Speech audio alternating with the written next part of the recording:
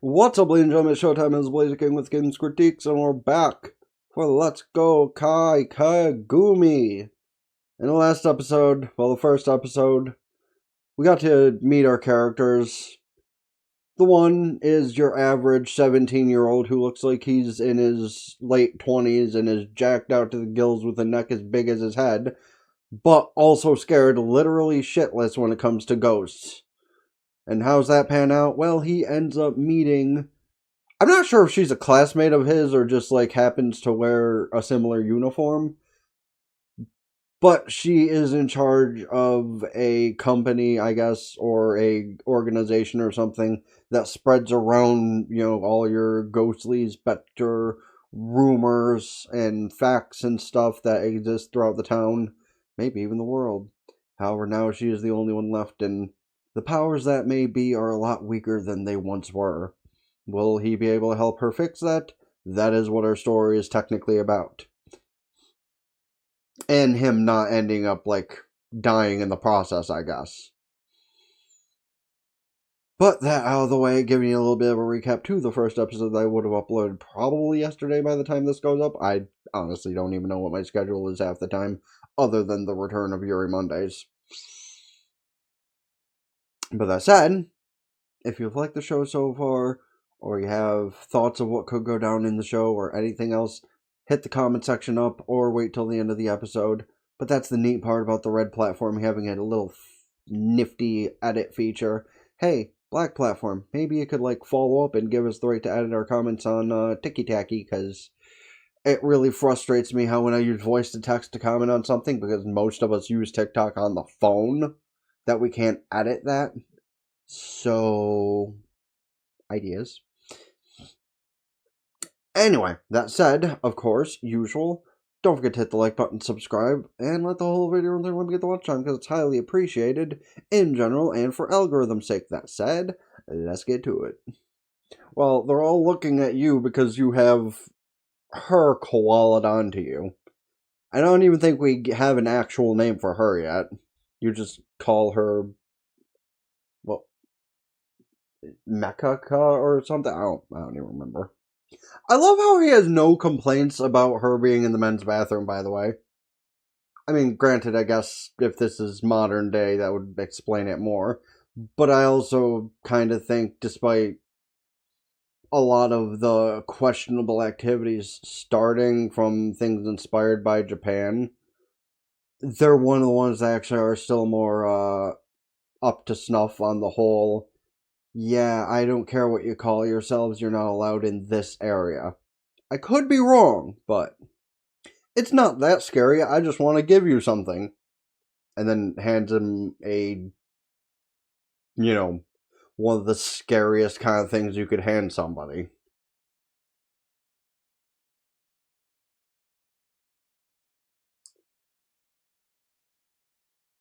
Okay, and now I'm about to say something that points out how ignorant I am to the culture. Do we count that kind of thing as a Hina doll? Or Hina dolls, specifically the geisha ones?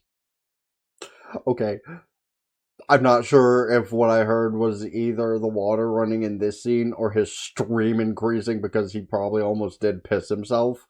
And I think that makes it funnier. It looks like that answers my question. And she says it doesn't work like that, but boy, let me tell you, sometimes I wonder. Because listen, y'all can fast forward this bit if you want, if I keep it in the video. But I am just going to say, as a man, sometimes we can hold our bladders pretty well. And, if you've held it for, several hours, sometimes it does feel like it's probably days worth that you've backed up. You stand there for 1 minute and it goes and you're like, okay, I'm done. And then it starts back up again and then you're like, oh, okay, I'm not. And then you just stand there for at least 3 minutes like, damn. It's about to, spin its head around, isn't it? Whore! Stop burying the lead! Watch, the fact he fixed its kimono is actually what was keeping it from being properly cursed, and now it's gonna just wake up like, thank you, human! You have fixed me, and now... that kind of thing. Yeah, no, he kind of has a right to be freaked out this time. At least we know this one is good cursed. As weird as that is to say. Hey, look, I was right. It's literally verbatim. Okay, that's another good option for the thumbnail, though. But also, why do I half expect Mechako, whatever the fuck he's calling her? Why do I expect her to just pop out of his closet or something and be like, oh, hey, it is cursed. Oh. Actually, it's not a bad look for him. I mean, unless you're going to use it to strangle him or something, that really does not sound that terrifying. He can just go get it cut tomorrow or something. Meanwhile, she just doesn't appear out of nowhere, like I said. She probably was in his closet with that random prayer bead thing that he grabbed. Which, those were no normal prayer beads, mind you. Those look like something some shamanist in an anime would be wearing, like, around their entire body. How does she ever get in? So, hey, y'all ever hear of that one thing that was mentioned, like, a couple of years ago? If you could teleport any one place that you've been to previously, where would it be? She basically has that power. And, by the way, my choice would be reflected to what I talked about with my ex's cunt of a mother. Because, man, I would love to go there just to... Sorry. Oh. Well, shit. Apparently that's not what was, what he thought it was. And also, y'all freaks get a thing, I guess. This bitch is explaining the most base take of all time for anyone to think of ever pertaining to anything. And honestly, she has a point in some ways. Like, soapbox moment, just because she brought up the topic. If you want to stereotype and, like, group a large amount of people into one thing because of one bad instance, that's never a terrible thing, okay? Like, stereotyping and that kind of thing is perfectly fine, but don't, like, always exude that kind of energy. Because that's not cool. Like, my personal case, I just brought it up, like, mothers of certain types of women. Just because one deserves to get ran over by a 26-wheeler, I know those don't exist, but I really wish they did because that bitch deserves it, doesn't mean all of them do. However, I will get on the other side of thing of if you are someone who is teaching a majority of whatever your stereotype is to be a specific way, you're part of the problem. And I'm not specifying because I don't have to specify. Because these days, as I have brought up a bunch of times, every problematic thing, it depends on the generation and it's a flip of a coin. So we all could just, like, be good humans and not let bad things happen. And if bad things do happen, not just have it be a slap at the wrist and move on. But hey, that's speaking from one of the more rational people on an irrational side of the internet at times. Also another good option. And I paused it specifically just because I wanted to bring up that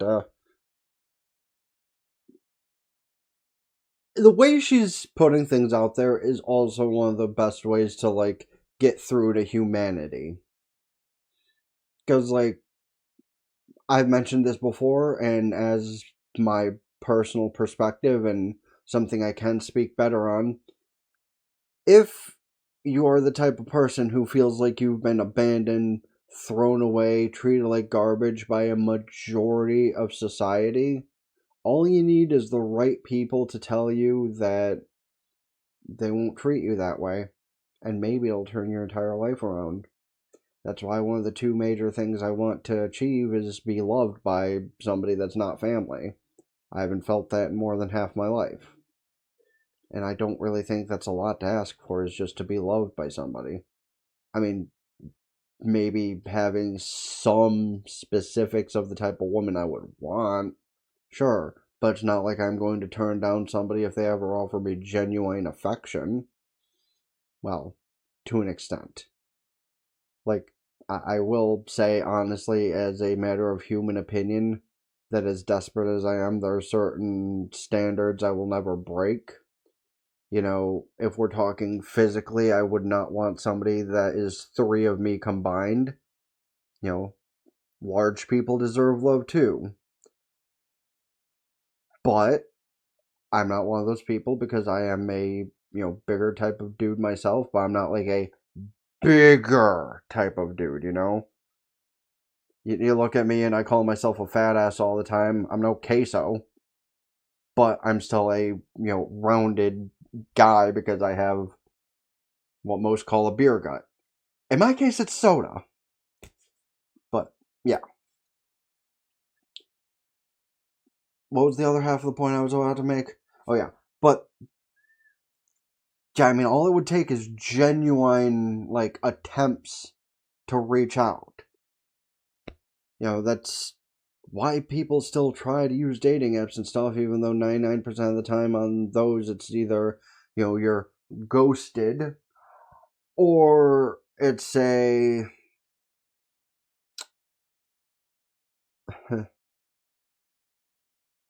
Or it's the Cyber SW Act. Well, that was pretty fast. It immediately just dropped on her head like, okay, boss. Oh no, you've been trapped by the ghost of Sweeney Todd. A little off the top, sir. I've never actually seen Sweeney Todd, nor Edward Scissorhands, but I love Johnny Depp, so maybe I should watch these things sometime. Okay, so she created these barber poles.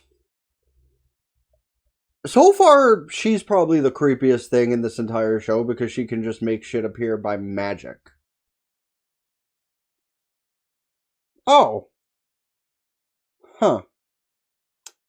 Okay, so this is not Mechako screwing with him.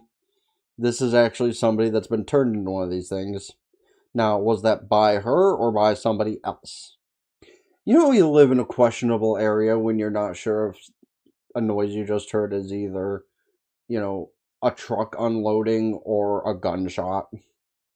The amount of times she has to ask him what he's doing because of some other bullshit that has just happened. He's the only one experiencing half of this crazy shit that goes on, and she shows up a little late. So the thing broke itself, and now it's on the way to the dump. Godspeed to that dude in the barbershop pole. The fact she just squints at him after he runs off like, didn't it just attack you? Why do you care? He's happy being a barber pole. Why do you care? Meanwhile, the truck driver is just like, what do you mean save him? Are you guys on something? You know what? I'm just going to drive off. Enjoy. Listen, you say it's two rowdy kids, but that bitch also just caught up to your truck. So. Okay, so it is definitely the one that was haunted / possessed. But where did it get a power cord from? Unless it went to go switch places with one that was actually in front of a barbershop. Which I could see happening, honestly, but it gave the thing purpose, I guess? How is he being rude enough to call being shoved into and almost through a wall? Like, you asked if you were pleasing, but you did not specify. And in most factors of the word, no. Like, there is a certain appeal to women that look like you do. But as far as being asked about that specific definition, no. I mean, specifically like that, not usually. Do away with the scarf and maybe a little bit more, but like literally talking on a neutral point of view, like not even on the factor of being weird like a lot of anime like to put out there.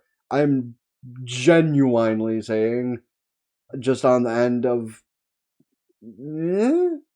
to each their own.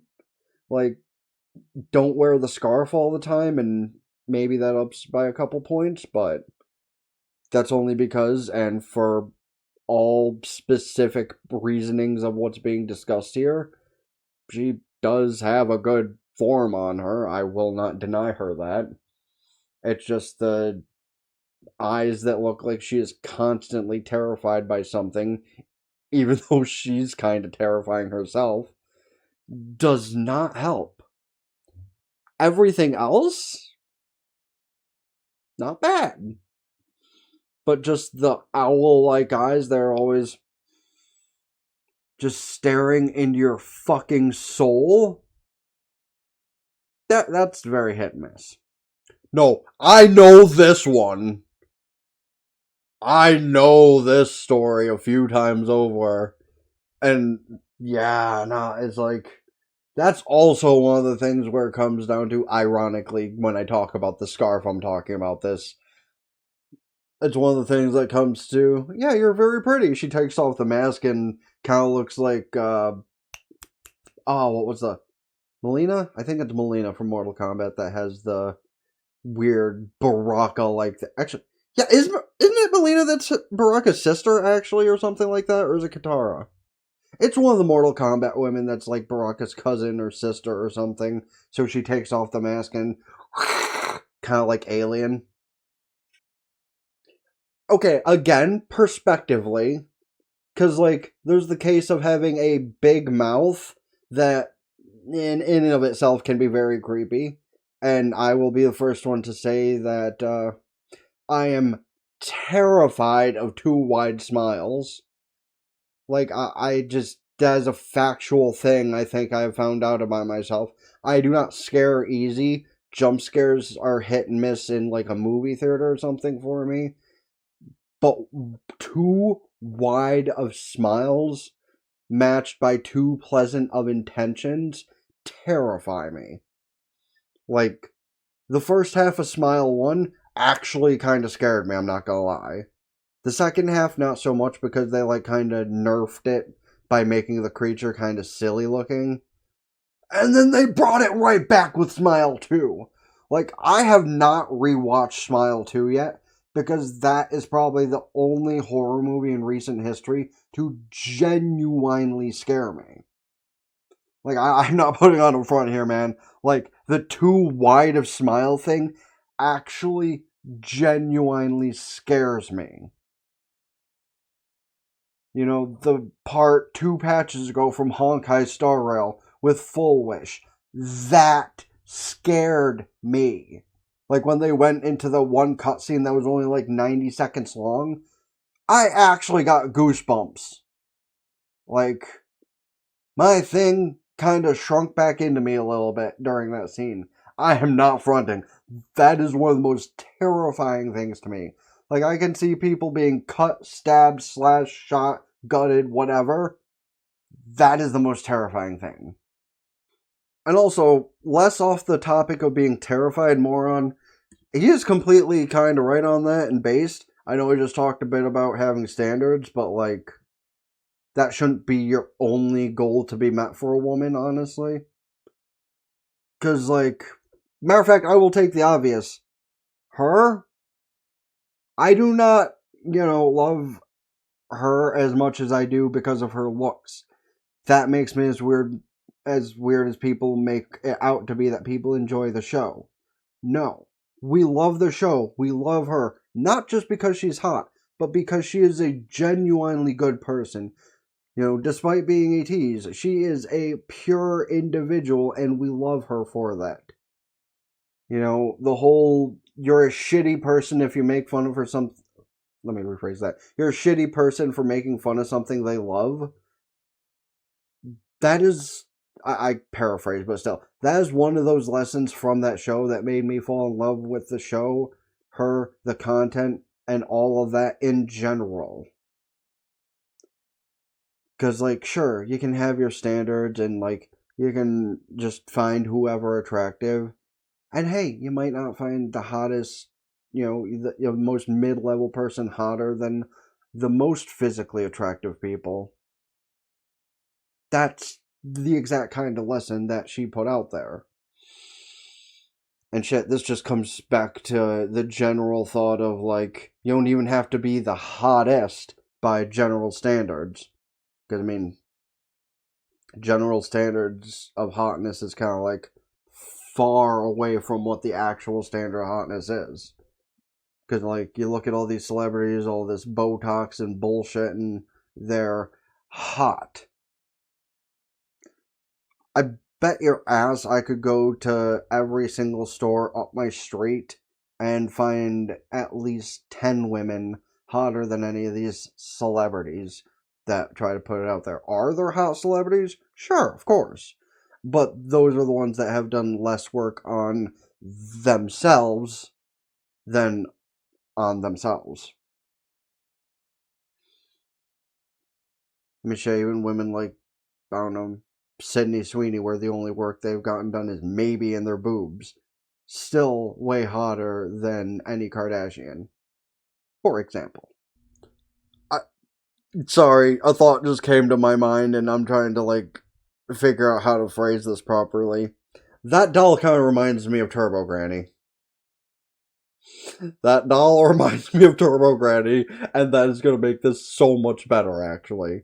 Like, I can't wait for the next season of Dan and Dan, but she kind of fills in that humor gap of Turbo Granny.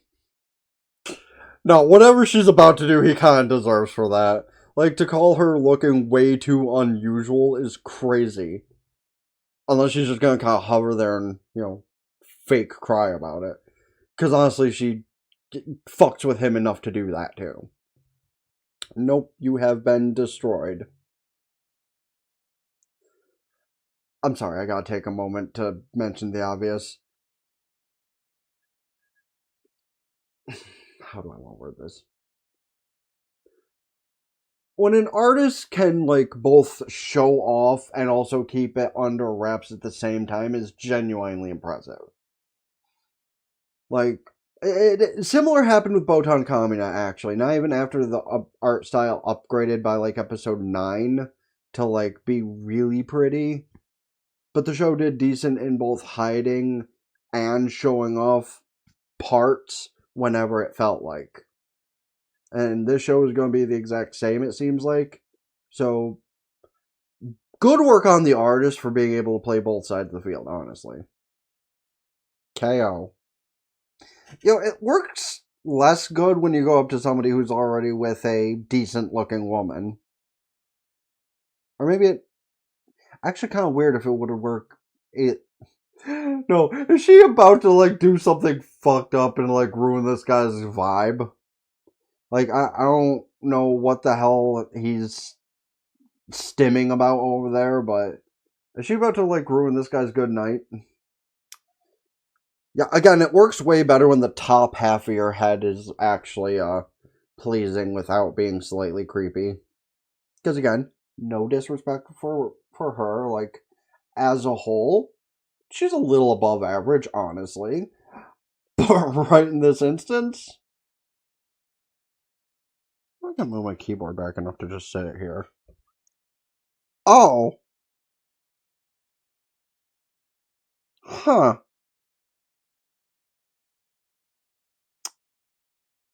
So I was trying to remember what that wrestling move is actually called.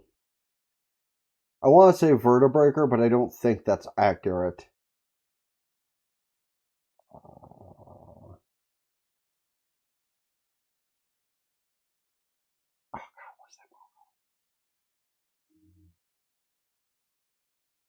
I forgot. I wonder if the microphone is, like, obnoxiously in the way of the camera like this.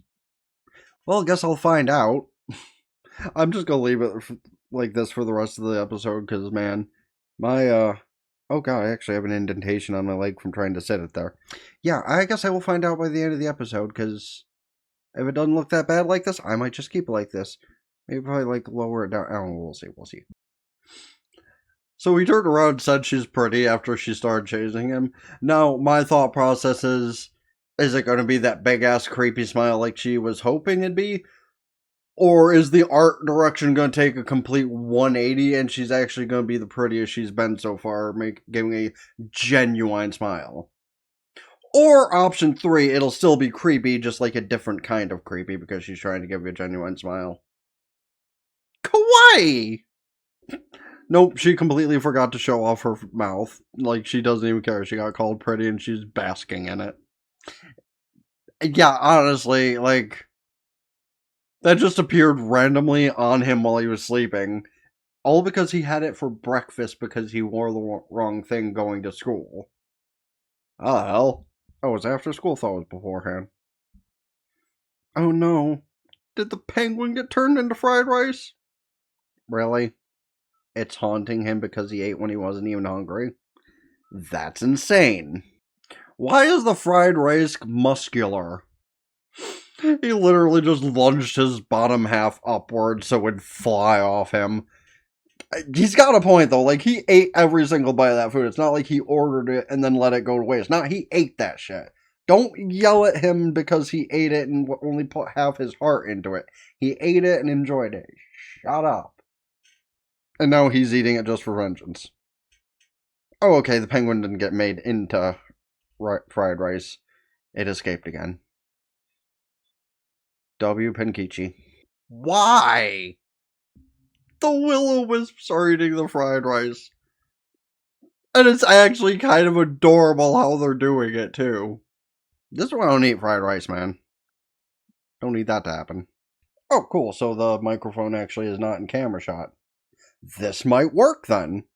Because I feel like my voice is coming through better with it closer, as opposed to it being over here. And I don't have to stress out my legs by sitting it on top of them. That was another fun one. Like, we need more random left field, unhinged comedies like this, but also aren't. It's weird to put. I love random left field, unhinged comedies like this, like I just said. But I tried watching Pop Team Epic, and the first 30 seconds of it, I just could not continue to watch it. So I guess there are like some levels of unhinged comedy for me. But like, I feel this is one of those shows that'll probably have more memorable moments long term than Pop Team Epic did. Because there's a bunch of funny images for Pop Team Epic, but I don't feel like I see anyone ever reference it. I feel like this is the thing that could be referenced, even if it's just like taking a bunch of old Japanese ghost stories and some other random ones and making a comedy show about it. Because so far, first 2 episodes, they've done very well at that. And hopefully continues to be enjoyable, because honestly, I don't feel like this is one of those shows that could very easily fall off. The only way this could fall off, per se, other than the comedy just getting worse, because it's not like the best, but it's not bad either. So like, I feel like the only way they could, it could fall off is by introducing another female character that is just pointless, bouncy to hoobly hoobs all the time. But I guess that's why we have this one, and then the ghost busting one. I don't know if I want to do, like, Patreon exclusive recordings for that yet. Maybe I will. We'll see. But this has been fun. First 2 episodes of this has been fun. There's either the 3rd one left or 2 more left. I might just leave it at this and come back to it next week to be able to watch a few. We'll see. But let me know how you think about the show thus far in the comment section. And of course, as always, let me know about any other shows, movies, etc. I should check out this season, next season, or in general. Please don't forget to hit the like button, subscribe to the other channels, ring bells, like Facebook, follow Twitter, Blue Sky, TikTok, Patreon, and Twitch. Subscribing to Patreon, of course, you get the full unedited visual and audio of the stuff I upload here. And it is cheaper than a majority of actual anime streaming services. Wink, wink, nudge, nudge. And subscribing to Twitch, I don't think I can give you the personal links to the Patreon videos. Maybe I can, I don't know. But hey, I'll be able to figure out some stuff to give for benefits over there as well, as long as I get a good amount of people. That said, it's been the Blazer King with King's Critiques, and I'll talk for now. Peace.